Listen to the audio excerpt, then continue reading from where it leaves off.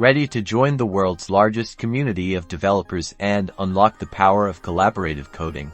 Then, let's dive straight into creating your very own GitHub account, the gateway to open source projects and seamless version control. First, head over to github.com in your web browser and look for the prominent sign up button, usually located in the upper right corner or in the center of the page. Click it. Now, you'll be prompted to enter your email address. Make sure it's a valid email you have access to, as you'll need it for verification. Next, create a strong password. A combination of uppercase and lowercase letters, numbers, and symbols is recommended for security. Then choose a unique and memorable username.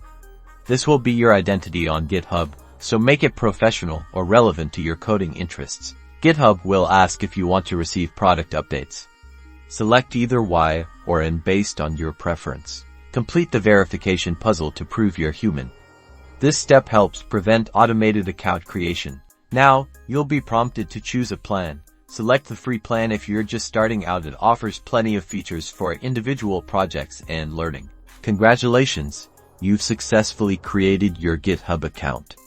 Now you can start exploring repositories, creating your own projects, and collaborating with developers worldwide. Welcome to the GitHub community. Happy coding!